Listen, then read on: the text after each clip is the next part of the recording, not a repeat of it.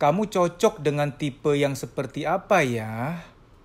Kali ini saya ingin menjelaskan dengan lebih sederhana. Kamu cocok dengan tipe, dengan orang yang bisa membuat kamu merasa beristirahat. Bisa membuat kamu rest. Artinya, bila dalam masa pendekatan, dalam masa penjajakan, dalam masa pengenalan, kamu tuh merasa capek banget gitu loh sama dia. Capek banget. Harus pura-pura, harus pakai topeng, harus menjadi orang lain.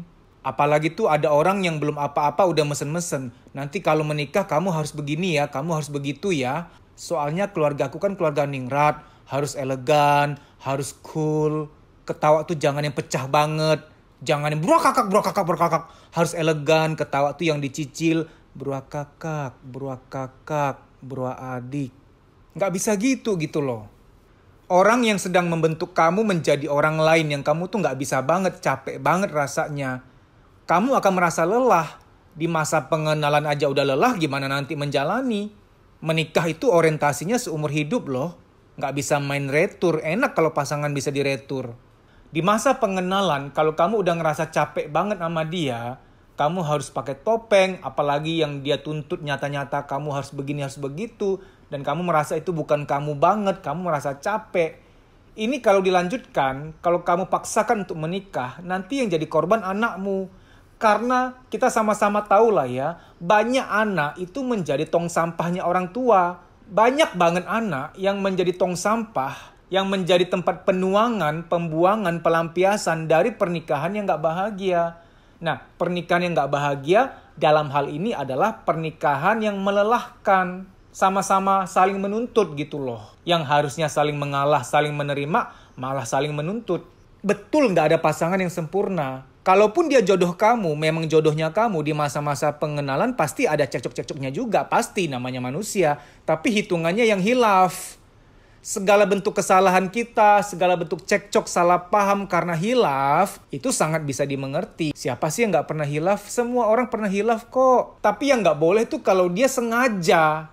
Dia atur, dia sadar, dalam kesengajaan, dia memaksa-maksa kamu gitu loh. Gini ya, menikah kan untuk meneruskan keturunan, untuk ibadah.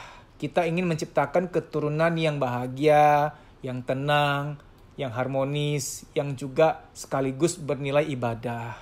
Mendengar kata ibadah saja terbesit kuat di dalamnya ketenangan.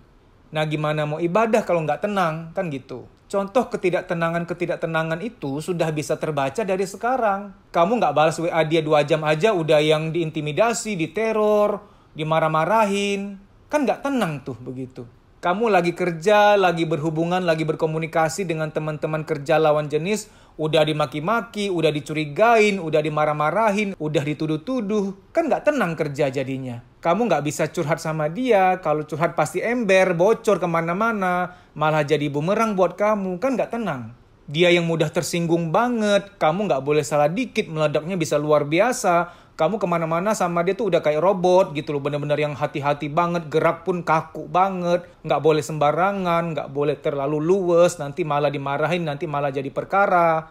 Kan nggak tenang. Tanda-tanda ketidaktenangan ini kan harusnya sudah jadi petunjuk. Kita jangan buta-buta banget lah. Pasti tahulah ini kalau dilanjutkan nggak enak gitu loh. Banyak kok orang-orang yang sebenarnya dari awal sebelum menikah udah tahu ini nggak bener nih. Tapi masih terlalu yakin bahwa nggak apa-apa lanjut aja niatnya ibadah. Niat sama ilmu itu harus seimbang. Berniat baik, ingin ibadah. Tapi nggak ada ilmunya, ya nggak bisa dong. Segala sesuatu butuh ilmu, nggak bisa sembarangan. Banyak orang terlalu percaya bahwa menikah itu bisa mengubah, bahwa menikah itu adalah obat. Pada kenyataannya tidak gitu. Kadang-kadang tanpa disadari kita tuh terlalu sombong. Kita ini siapa sih?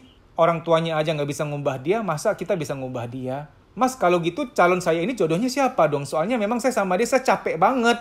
Gini, setiap orang ada jodohnya. Mungkin dia bukan sama kamu jodohnya, sehingga melelahkan kamu. Tapi begitu dia ketemu orang lain yang memang adalah jodohnya dia tidak akan melelahkan orang itu. Karena memang cocok. Saya berikan contoh ya. Kamu orangnya luwes, ketemu siapapun, lawan jenis kek, sesama jenis kek, memang yang meriah, heboh, hangat, luwes.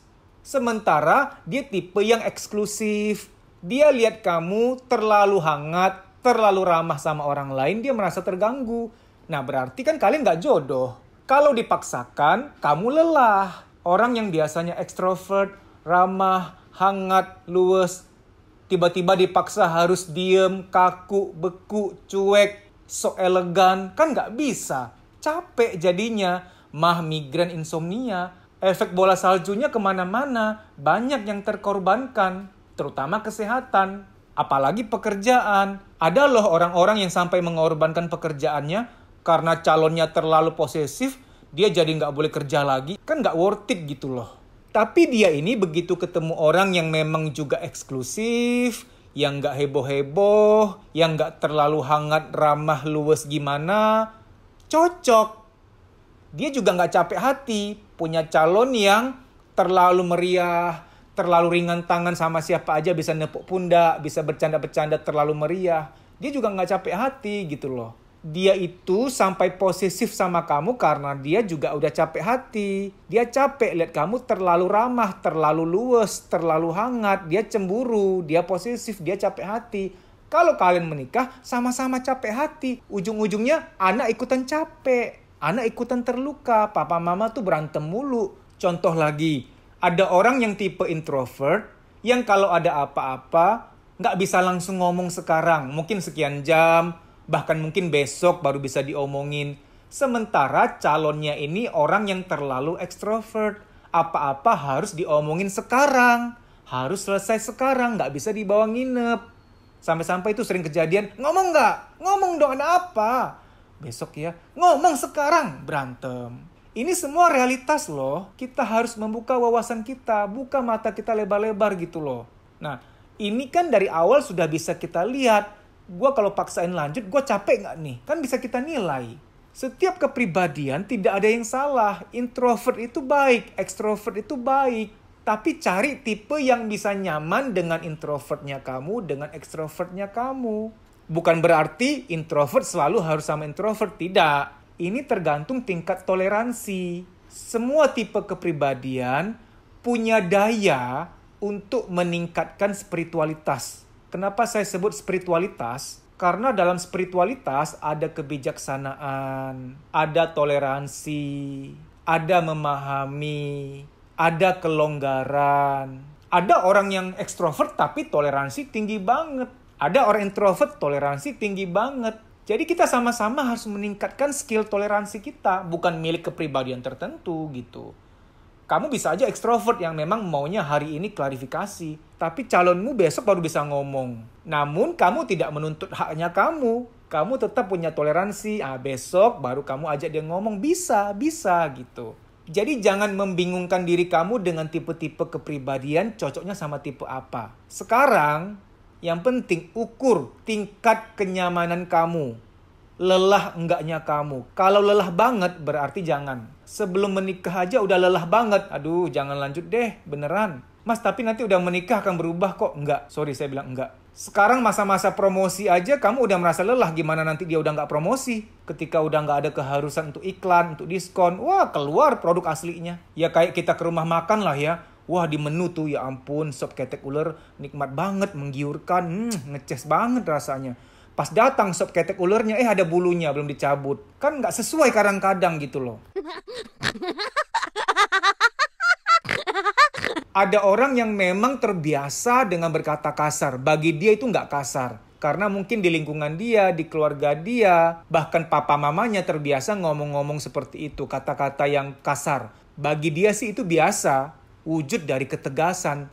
Tapi bagi orang lain, itu keras. Nah, di masa-masa pengenalan, banyak kasus-kasus begini nih. Wah, calonnya itu kalau ngomong kasar.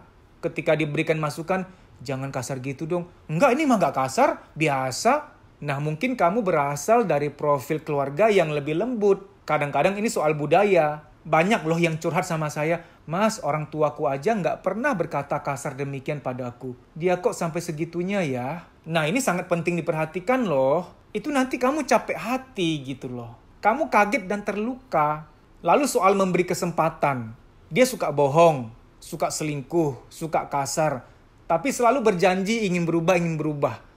Setiap kali dia datang, ngemis-ngemis minta maaf, kamu maafin lagi. Tapi diulang-ulang terus, bohong lagi, selingkuh lagi, kasar lagi.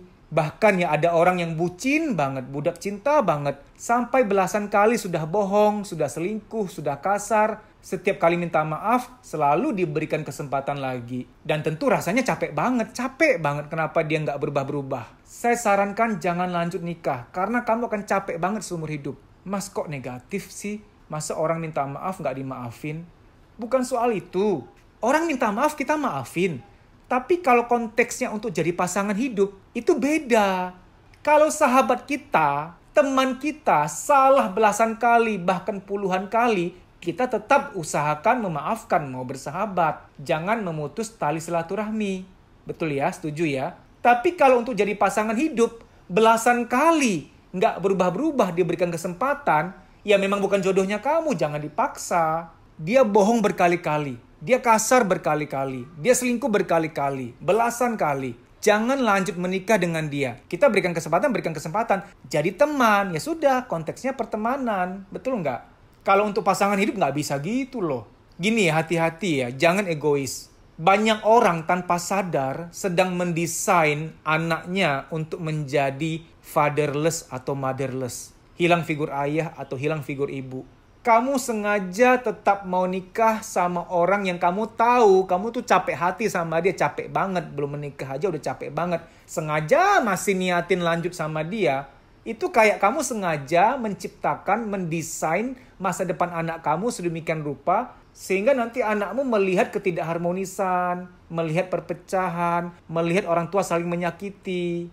Saya di Instagram sering banget menasihati nona-nona yang cowoknya kasar, tukang selingkuh. Saya bilang, non, jangan lanjut. Kalau kamu lanjut sama aja, kamu mendesain, menciptakan anakmu nanti fatherless, kurang figur ayah. Anakmu nggak bisa memilih orang tua. Kamulah yang bisa memilihkan ayah yang terbaik buat dia. Design your children's future. Ciptakan, desain masa depan anakmu. Kamu bisa bentuk, kamu bisa pilih dari sekarang. Ingat ya, capek hati banget sama dia. Jangan lanjut. Bagi kamu yang udah melek psikologi, yang merasa bahwa terapi psikologi itu penting, follow Instagram saya @dedisusanto_pj_official. Di story itu ada jadwal training. Ikuti training itu, biar kamu lega, biar kamu plong. Namun ketika kamu lihat jadwal training, ternyata kamu berada di kota yang nggak ada di jadwal, kamu bisa ikut program training pribadi dengan saya, nanti via telepon. Nah, cara daftarnya gimana? Kamu harus DM ke Instagram Kuliah Psikologi. Ini ada di layar, kamu tinggal DM ke sana, nanti akan diberitahu prosedurnya untuk training pribadi via telepon. Kamu di terapi sekarang, kamulah yang merasakan manfaatnya. Lebih lega, kerja, kuliah juga lebih enak, badan lebih sehat, tidur lebih nyenyak, kreativitas muncul, produktif lagi. Manfaatnya berkali-kali lipat. Sampai jumpa, dimudahkanlah bahagiamu, dilancarkan urusanmu. Amin. Terima kasih.